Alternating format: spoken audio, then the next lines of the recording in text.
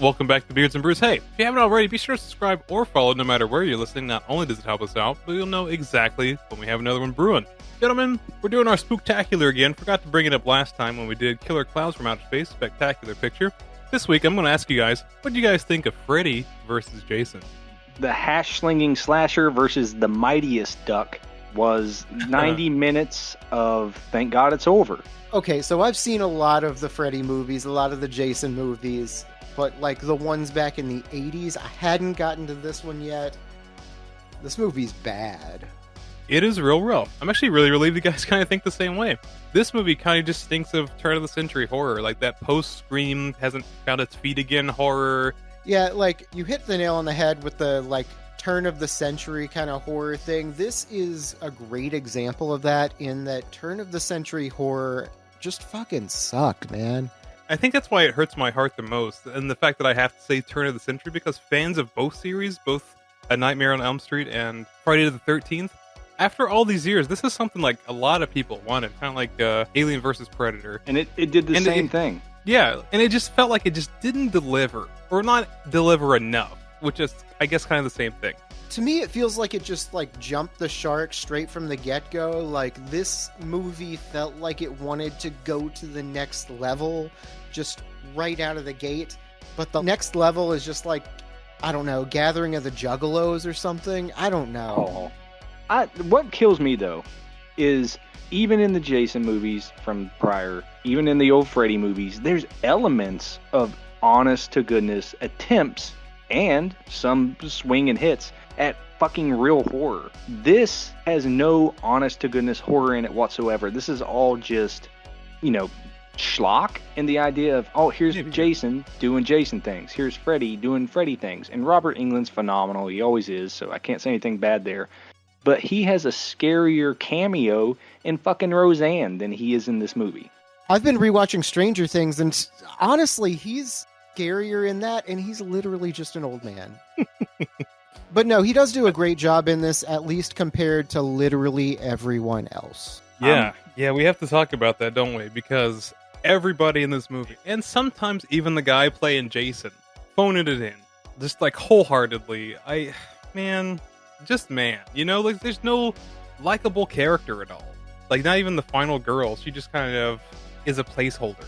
Yeah, dude. Not Brittany Murphy is one of the worst parts of the movie. She's just there to be tits. And unfortunately, it does bring the film down because this is a 90-minute movie. And most of these horror movies that are 90 minutes, they're a short jaunt of happy-go-lucky killing. This fucking movie drags these protagonists that you don't care about, that can't act, that can't emote in any way, shape, or form into the fucking 80-minute mark with you. And you're like, I didn't want them here.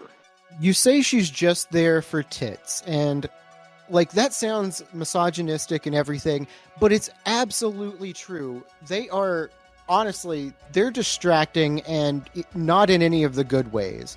Like, did she have a breast enhancement surgery at some point during this? Because in the very beginning, they are gigantic, and then toward the end, did you guys notice they are noticeably like, I don't know, maybe it's just me, I don't know. No, I totally get it, but it goes with the rest of the movie. Get everybody hooked in the first 10 minutes and just disappoint them with the last 80. That's just how it is. It's just that slow ride down. This starts out kind of cool, too, doesn't it? You get like a little montage of some real Friday the 13th kills. You get your introduction to Jason. Like, it starts out pretty neat. Yeah, because they're showing you the old movies, and you go, oh, yeah, I remember these. I love these. And oh, yeah, those were good. Yeah, there's a ton of those kills where they're nodding to those old movies. They're like, look, we're going to do that kill. Like Freddy does his press his face through the wall thing. Don't get me wrong. I smile when he did it. But it did not have the impact of when he does it over, old girl's bed in the first one. And you go, holy shit, that's scary. Yeah, and you touching on that just kind of put the thought in my head thinking, hey, wait a minute. There's a lot of fan service in this movie. Not too egregious. I'll give it that. But it doesn't elevate either of the characters. It has, like, this one chance, right? This one chance for these two characters to get together on the same screen. And then it's just like Ghosts. It just fucking takes it and just weasels off. Dude, I'm telling you, they knew that the scene where Freddy and Jason finally get to fight that people were going to be so on the edge of their seat and happy with it, because I'm going to tell you, whenever Freddy and Jason finally do throw down, I was fucking happy the entire time. Just getting there with these fucking cardboard cutout actors was tough. I'm going to jump in here and disagree with you. Anytime Jason and Freddy were fighting on the screen, I was bored out of my mind because I knew that there would be no consequences. Anytime they're tussling each other, sticking their knives through each other, anything that they were doing, I knew that they couldn't kill each other. So this was just like a 10-minute scene that's not going to amount to anything. Okay. Yeah, no, I totally respect that. And you know why? Because this is the kind of movie where you're supposed to just see more of this. Like, they're never going to win. The ending is a little facetious, whatever.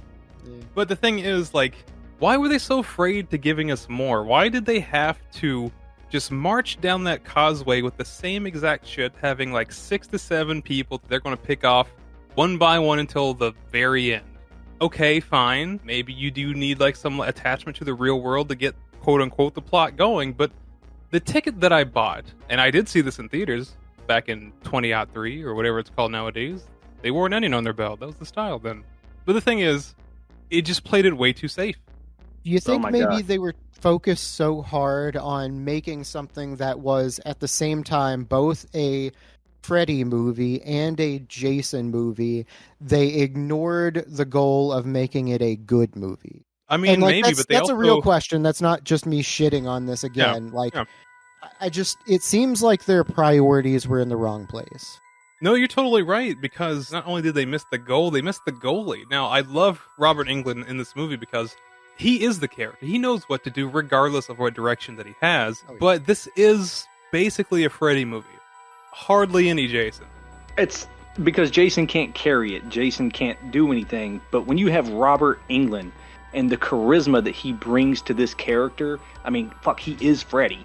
And just the 5 seconds that he's on film for each of these scenes with these shitty fucking teens, you get to see him highlight it. Like, he tries to stab the guy and he tells you, oh, I'm not strong enough, but I will be. And then, he throws the chick off the railing and she bounces off the lockers and he's just like, his pinball scene. Good Lord. Dummy bounces off the lockers. I mean, that's okay. Between that dummy and the one that gets cut in half in the hallway, it's all the same. Let me handle this, bitch. They can only afford one dummy. Oh, goodness. Oh, they had to cut it in half. Make sure you shoot this scene first, bitch. Oh, yes. Oh, bitch. Grievances aside, let's get into some of what is going on with these kids. We got tropes aplenty. We have Ricky Martin. There's the loser kid. We have the quote-unquote menthol mistress slut. We have the girl next door. And, of course, the sassy black friend. Leave my baby the menthol mistress out of this. That's my homegirl from Ginger Snaps, and she's not great in this, honestly. I mean, that's pretty ubiquitous. I think everybody in this movie is just kind of like, I don't know, did they just like have a table of paychecks you just walked by and collected it at the end of the day? Like, what the fuck? Like, nobody gave a shit, like, at all. It almost feels like maybe the production was miserable or something. It very well could have been, because even when it comes to the plot, none of it for me landed. Okay, so in Friday the 13th, when people start getting killed, they try to run away, but Jason's everywhere they want to be, and it usually takes place in the course of a single day. One fucking day, because once you know Jason's on the loose, you gotta go. And then you have Nightmare on Elm Street, and Freddy kills people in the dreams, and so he's not tangible, he's not real, they have to have an excuse, they blame someone else. In this, they have eyewitness reports of a 7'4" man wearing a fucking hockey mask, hacking people in half. There are children going, fuck the police, fuck our parents, fuck any type of assistance. People are being murdered in front of us and we'll tell no one. It's fucking bizarre. That was literally a reason to not get the police involved. Like, oh, this guy's killing everybody. We gotta go to the authorities. Yeah, but all cops are bastards, so we should just go home. Look, it's totally because the sheriff was Mooney from Killer Clowns, and if you just try to give a call to him, like, hey, there's a 6'4" hockey goalie man killing everybody, he'd just be like, you know what? Good. And just slam the phone down and smoke his stogie. I fucking wrote the same thing. I went, this guy's doing his best Mooney impression, and he's killing it. He's like, you'll make a fucking Clown out of yourself, but you're not going to make a clown out of me. I'm surprised he didn't get more screen time, because I guess we kind of followed the sergeant, like whatever Busey that is. He's one of them. I have him down as the love baby of Gary Busey and Val Kilmer. Ooh, that's Val Busey. He does. Val He's got Busey. that soft face with those big old chompers. Oh, yeah. But the chief kind of had the same rhetoric, like, hey, listen, this is a real fucking threat.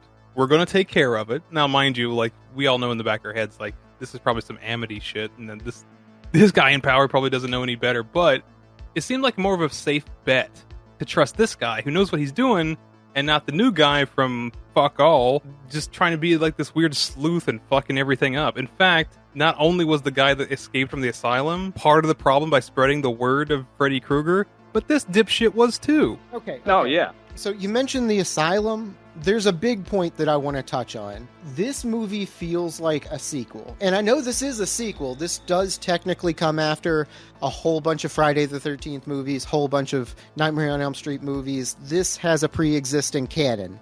But this movie feels like we should be coming into it with a whole lot more knowledge about these characters and their backstories, and we just fucking don't. Who are these kids at the asylum? Why I don't know. are these kids at the asylum? Why is there an entire room full of fucking comatose kids where no one cares? What the fuck is happening, and why did they bother to leave it in? Chop that whole section out and just get back to fucking Freddy and Jason. I think it was the movie's way. Now, okay, this is on behalf of the movie, I guess. I think it was the movie's way of just kind of shrugging off the bullshit. There's fucking 30 years of 2 movie series. There's 16 movies worth. Continuity is an opinion between these fucking things. They had to do something. So I'll give the movie a little credit. They're like, we're going to have to kind of like keep some of the tent poles and get rid of like most of the details, because if we just focus on all that, this is going to be some like Napoleon War and Peace fucking horror movie. It's going to take fucking forever to get to some punching. Instead, it's fucking Napoleon Dynamite.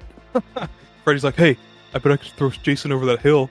And he fucking pinballs him like with one fucking hip thrust. Hey, you go over any sweet jumps? I haven't seen that movie in a long time. But yeah, the bullshit that it seems to have skated by is just normal things that you need in a movie, like character development, or like letting us know who these characters are and their relations to each other. Like world building. Like we've got a whole lot of world that's already been built, but like you set us down in a group of like friends and we don't know what's going on here, the dynamics. Give us something. They expect you to just run off the tropes, and they're like, listen guys, we're going to feed you enough murder that hopefully you'll let it slide, because they say, here's the group of friends. We're going to machete fuck Ricky Martin and then snap him in half. Oh, that's Ricky Martin. Okay. Yes. And then we're just going to keep on going down the list. Yeah, that's exactly what they thought, because they're just like, well, nobody gives a shit with the in-between. Just put all the kills close together and they'll kind of forget about it. In hindsight, maybe. This is a 90-minute movie and it fucking flies by. But when the kills happen and it's juxtaposed with all the boring, once the kill happens, the moment's over, you're like, oh, it's pretty entertaining due to creativity. You're back to square one, staring at all these mannequins with wigs on. I mean, our main characters. You're not wrong. And all I could do to entertain myself with these fucking cardboard cutouts was give them not names. Like, the one kid's dad. He looks like not Alex Jones. He looks just fucking like the guy. Those gay frogs got him. Yes. Freddy's turning the kids gay so Jason can machete fuck them. Oh. I wasn't quite sure why from the very beginning, but I knew I fucking hated that guy. He's got a face that you just don't put in a movie unless you want people to hate him. Tell me what you think. So we got the Looney Bin kids, they escape. He does a Bronson where he's got to get sedated, and he's like, fucking cunts. And, they break loose. No one gives a shit. They go home, and we find out that one of the Looney Bin's kids is the kid from A Christmas Story, all grown up. And, man, he's got a scene in this bloody bathtub, and he looks just like Robert Englund in the sense that he could play Freddy in a reboot. Well, yeah, speaking of that kid and his brother that we are filled in just in this movie, there was no connection with these either. This is all implied. Yeah. There's just a lot of connected tissue that does not exist here. A lot of dead ends. It's pretty rough. Like, the middle bit of this movie is a little bit of like a I don't know. The only way that I can describe it is just like a loose ring of keys just jingling. That's really fucking good. Because like once they get loose, all that we get is the girl that cried Krueger. She's in school singing like dream sequence. I believe you can resurrect Freddy. Which girl is that? Is that Lori, final girl? I didn't pay attention to a single one of their names. They were just like the main man. girl. Her name is Yeah. Lori. The only other person that I can give a name to is Kelly Rowland, because she is just Kelly Rowland. Kelly Rowland is in this movie, by the way. We've got a whole fucking member of Destiny's Child. Oh, And nice. she fucking sucks. It just feels like she'd never learned the lines. She just kind of like repeated them phonetically, if that makes sense. Yes. No, for every scene, she just has Beyonce's dad off screen. She's yelling at him, line, line. That's why she wants that nose job. Oh, Damn. yeah. What was that all about? Was that just an excuse to, like, I don't know, have one cool little scene? No, it's only there for a very brief bit of character development. She's stuck up, but she hates herself and she picks on other people to feel better. That's it. That whole thing is just to set up some kind of rapport between her and the nerdy kid where they might get it on later on. You don't know, but hey, character? Okay, she's attractive enough. Fine, sure. But she is just a bitch to him the whole movie. For no reason. Leave Yeah, McLovin and he just- alone. Yeah, and he just eats it, but that's just the character. Because, like, the only reason why either of those exist is so they can just flip 180 at the end. That's it. What I'm ready to flip to is the fucking cornfield party, because kids are getting killed and kids Yeah. don't give a shit. They're just going back to school. They're not drinking their juice, and it's time to party. They got all, like, the little glow-in-the-dark bracelets and junk. You got the fat dude in a jersey, and he's just fucking smoking a doob. TM. They have all the best things that teenagers do, well, according to my notes. They even have a fake Jay, and he's there to noich some expo to remind us the movie's about two franchise monsters and not this awful teen drama. Man, this kid fucking sucks too. He Yeah. is part of a really weird scene when we get a little bit further on, but which we're definitely going to talk about. But man, this kid sucks too. Now, I'm going to draw a little bit of a parallel, because as soon as he started his bullshit, I'm like, gotcha. So, this movie was directed by the same guy who did Bride of Chucky, right? So, there is a scene, a very small one, but pretty hilarious, of a man who was just absolutely off his rocker high in his car, and Chucky kind of rolls by and flips him off. Oh yeah. That is the same character in both fucking movies, and they're both equally terrible. Oh. But the difference is we get like 2 seconds of that guy, and this one we get a hot 45 minutes of him trying to fucking make a thought. Yeah, that's what I was going to say. He shows up halfway through and is just suddenly a main character that I'm supposed to care about, whose only quality is that he likes weed. No. The reason why he's in this movie, can you guess it? Anybody? He's got a van. That's right. 200 points on the board. That's fucking it. Like, the only reason why this entire character exists, I mean, he does have like one action later on to make him dispensable, but it's just so they can have a vessel to carry Jason back to Crystal Lake. Sure. While they're at this party, though, we have Ginger Snaps, the menthol mistress, and she's drunk, high, whatever, wanders into the cornfield like one would to pass out and be allegedly soon to be raped by Billy Idol in rave gear. Yeah, Oh, what's that shit. all about? Like, that adds nothing at all to the movie. Just say it. It doesn't. No, I mean, we all know why it's there. He probably thought to himself, it's the midnight hour. Get the fuck out of here. Oh, now he's just there for that extra fucking point on Jason's 10 kill streak once he starts popping off. Oh, Yeah. yeah. They set him on fire, which is fucking awesome. He's flaming Jason. Walking through a fucking cornfield. setting it on fire. Well, what sells it is that immaculate shot from above, where this guy's freaking out, running all over the place, and like an arrow, fiery Jason is just like headed right towards everybody. I think that's one of the moments where the movie's, I don't know, intentional, I'll just say accidentally brilliant. And It's a then great they scene. immediately jump the shark because in order to put himself out, he puts his machete through a keg. Look, don't judge a man trying to cool down from the Dawg Daze, alright? Oh! This is the 8th anniversary West Coast IPA from Second Chance Brewing Company. What I've got here today is Dawg Daze.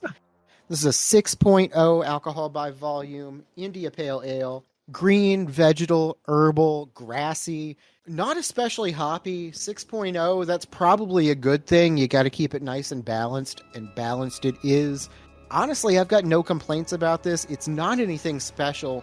It's super drinkable at 6%. You can have a couple of them. Really solid. Congratulations on your 8th anniversary brewery that I have never heard of. And you know what? That's a pretty sweet thing to say. You know what else is sweet? Jason's immaculate kill count for reasons. Honestly, I don't even remember Kelly Rowland getting killed. I just remember, like, after this happens, they're like, no, we can't go to the cops. Just take us home. And they drop her off and it's like, okay, call me later. We just saw a bunch of people get murdered, but, like, we totally should dish on the gossip. We'll bring it up again, but, like, she winds up towards the end and literally gets thrown away like trash. I did like whenever they drop her off, though. Fucking Liam Neeson, he's just there. He's like taking his daughter. He's like, come with me. I got a special set of skills with hypnosil and whatnot, and you're never going to dream again. And she's like, Daddy, no, I got to run away so we can go do all this shit at the insane asylum. And he's like, guess whatever, I don't care. Drink your juice. Man, the creepy vibes between father and daughter. Like, I thought it was just vibes to begin with. I was a little uneasy.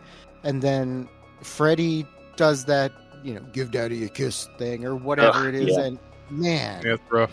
Cringe. And this is one of those times where we get all this weird shit that you don't want. And then they finally make it to the insane asylum so they can get hypnosil so they won't dream and Freddy won't have powers, but that's not going to stop Jason. But that's too much thought. So they go to the goddamn asylum. They walk right in because security. And Jason's there like, knock, knock. And he just comes right in. So is this just an asylum that, like, it looks abandoned? Do people just, you know, use this asylum? Is it just like a daytime kind of thing? Can they leave at 5 o'clock? Yeah, they just punch out, you know, they turn in their little weekly medicine container and they fuck off for the evening. It's what those two kids did. They're just like, hey, I'm out. Oh, okay, that was always allowed. Yes. Yeah, like you guys are here voluntarily. But we are treated to one of the most ridiculous kills with Jason electrocuting himself and Busey. And then we get... I mean, that's a total missed opportunity, right? Because, like, up until now, like, most of the Jason kills have been just, like, wacky. You're like, okay, cool, there's something there. But for some reason, like, as soon as he grabbed the cop, I was like, okay, he's gonna explode. And he didn't. Womp, okay. I don't know, I just feel like after a while, like, it just kind of runs out of gas. Yeah, the deaths definitely start to peter out because it's like they didn't want to have anything that was going to outshine the final showdown's gore. Yeah, I guess. But, like, if there was some kind of, like, fucking scanners explosion in the middle of this movie, I'd probably like it just that much more. I don't disagree. But instead of a scanners, you get the Fredapillar. Okay. What the fuck is this? What the fuck is this? This is a lost memo to Stan Winston. Because, goddamn, this is 2003 CG at its apex. What are you talking about? This shit is totally legal and totally cool. Holy fuck. Can someone describe what's going on? I don't want to be the one to do it. No, I'll do it. I don't care. So, imagine the opiate worm from Alice in Wonderland, right? You know, he's a goofy guy. He's probably on something. He's having a good time. Now, this thing is a fucking turd with Robert Englund's face on it. It's slithering around, making a bunch of weed jokes. I'm embarrassed for the movie, to be honest. Yeah. And no offense to my personal favorite band, Tool, it looks like the intestine going through the tube in the Sober video. Oh, this is like a fan-made Tool music video. So this Freddy pillar crawls into this stoner's mouth and I don't know, I guess starts pulling the cords to make him a puppet, I don't know. So Freddy is controlling this kid, right? That's what happens? Yes. Correct. At this point, the character will be known as Fredatouille. And Fredatouille, he's got a plan. Originally, he was trying to get into Mr. Stoner's brain. By the way, who the fuck falls asleep immediately after fucking hitting? That's stupid. Like, this dude looks seasoned as fuck, and he just like, guess I better take a nap. All the while, like, This is in the insane asylum that they just broke into. Like, shit is going down. This is like an infiltration, man. And he's just like, man, I could really use a weed nap. Listen, what you're trying to say is that everyone here forgot to bring a towel. That's it. Oh. You got the code? Boop, boo, doo, doo, doo, doo, doo, doo, doo. That's a melody in a funky town. Oh, Lord. God. But back to the original point, like, the original idea is that Freddy's going to go in this guy's dream and make him pour out all the magic pills to keep these guys from dreaming. But in the middle of everything, he figures like, hey, I'm just going to hijack this kid, Ratatouille style, and then take a couple syringes full of sleep juice and just fucking jam it into Jason's neck. That's the plan. What could go wrong? I've got another question that maybe harks at the root of what this film should have been. Why are Freddy and Jason, like, enemies? It seems like they would both have a better life if they just joined forces and, I don't know, like, fuck the world up for real. Jason stole his kill. Yeah, that was it. That was totally it. In fact, let's go over that briefly. That's one of the things I do like about this movie is the idea of getting them together. It's the least contrived way that I could think of, right? So they're taking a cue from Jason Goes to Hell. Spoilers of this 30-year-old movie. At the end, Freddy's glove pulls Jason's mask in the helm. And then for the next 30 years, when is this movie going to happen? Nobody knows. So, that in mind, they're in hell. So Freddy wants to get back to murdering little boys and or girls. He sees Jason's like, oh fuck, I can just make him my puppet. Make everybody think that I'm killing somebody, even though Jason's fucking rampaging like crazy. He's a tank. Everybody sees him, Freddy. You're stupid. Anyways, that's the whole idea, is just use him, gaslight everybody, and then start murdering like crazy again. That's right, it's a new Nightmare on Elm Street. Excuse me, a new Nightmare on Elm Street. This movie's stupid. I know, but like, I agree with you, but I think that's the best way to go about things, right? Just leave it all in the realm of like magic and all that other horseshit. Let stupid be stupid. We get some genuinely cool, like, Freddy and Jason moments. Like, we get Freddy the water demon. He looks awesome. You get this Tremors-style floorboard scene when he's chasing old girl. You get the pinball scene. And, you know, once they subdue Jason and he's this little kid and all that stuff, you get to see more into the mind of Jason and his life. There's really fucking cool moments in this movie. It's just really marred by the performance of the surrounding cast, and it's painful, and I hate that. Like, especially whenever they make it to Camp Crystal Lake as the big showdown, and you get the MK-10 fight, and Jason's literally slamming Freddy through the windows and through the walls till Freddy whips out his claws. Oh. Fuck. You know, I actually do really like the when they flash back to how Jason originally died. Because I'll be honest, I am a little bit of a bigger fan of the Jason movies than I am of the Freddy movies. I don't know, that's just how I grew up. So it was cool to go back and see, you know, how Mom's talking about, oh, the lifeguards were having sex.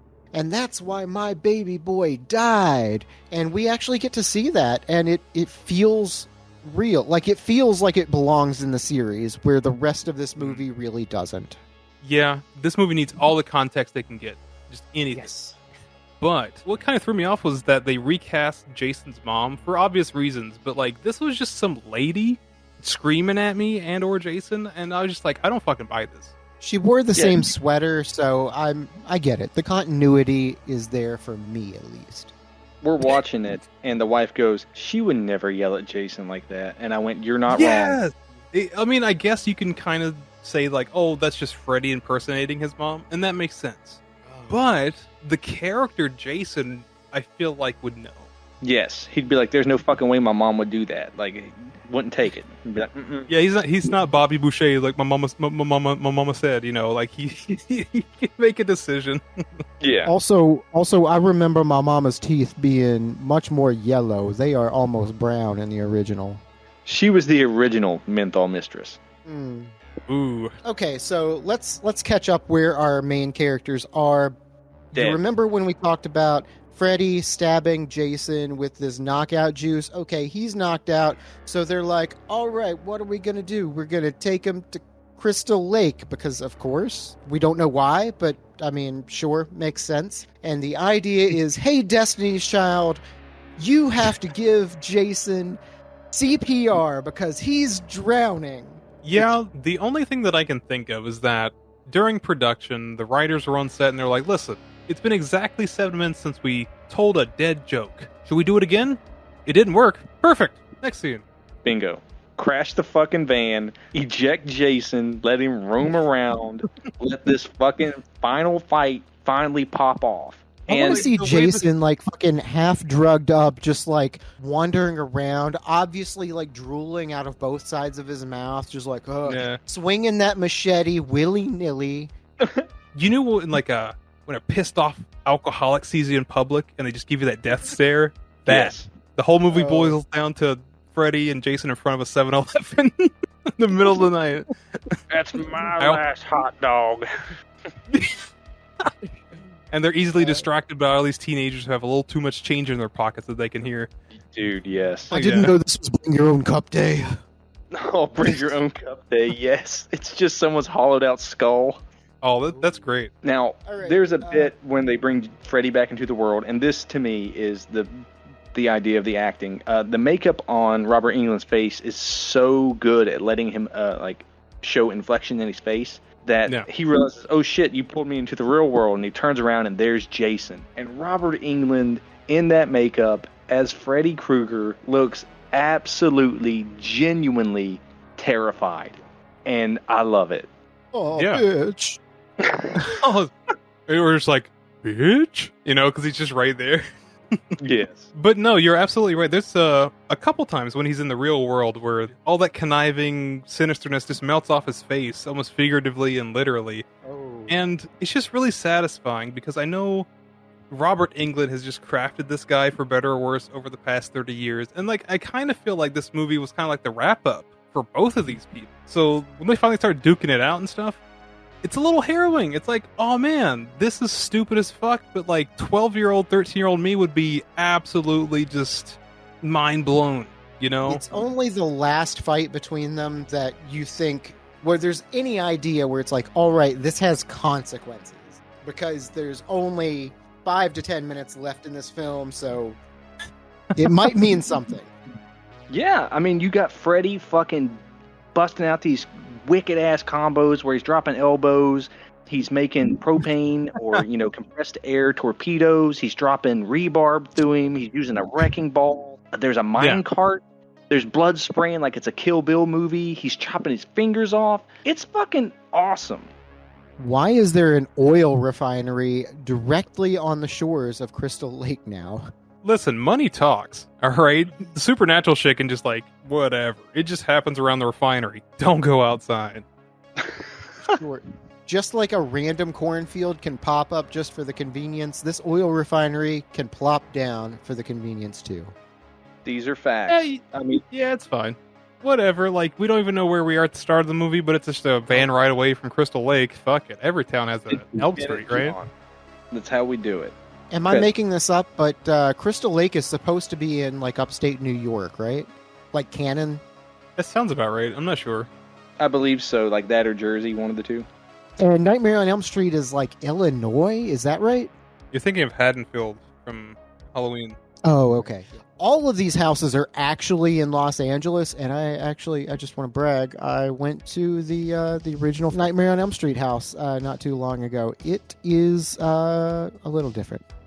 Damn privacy fence. How do you buy the goddamn Nightmare on Elm Street house and be like, I don't want people to see it? There's a lot of those, actually. This is, obviously, there's a lot of places around here that are used for film locations.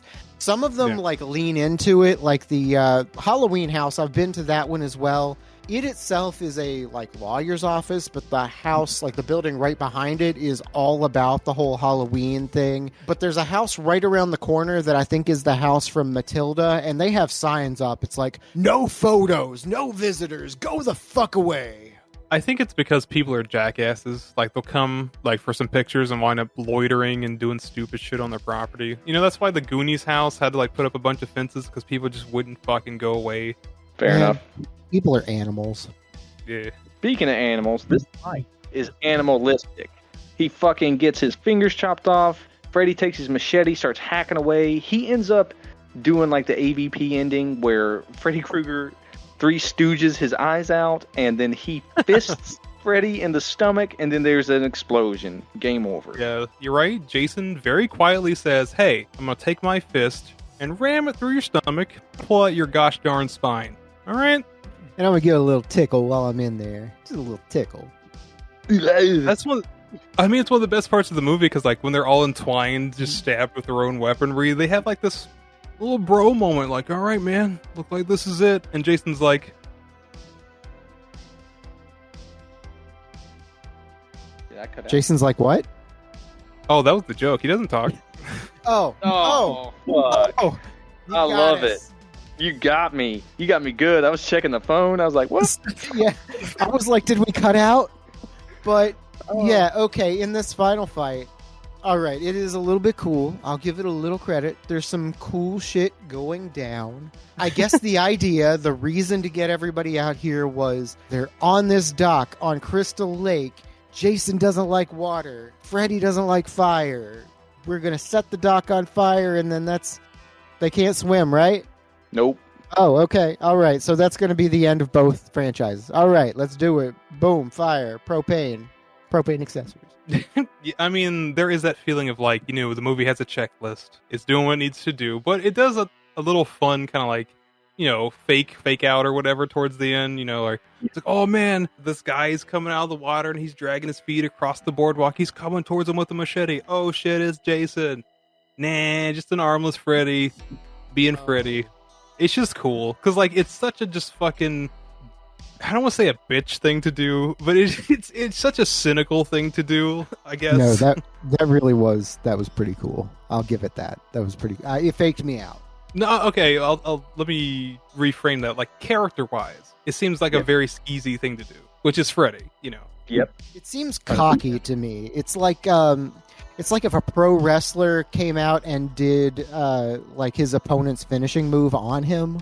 Yes. It's like that kind of vibe. Yeah. It's like somebody doing that to like Rey Mysterio, but he takes his mask off. It's somebody different. Whoa, who is that? Oh, fucking Chris Jericho. Oh no.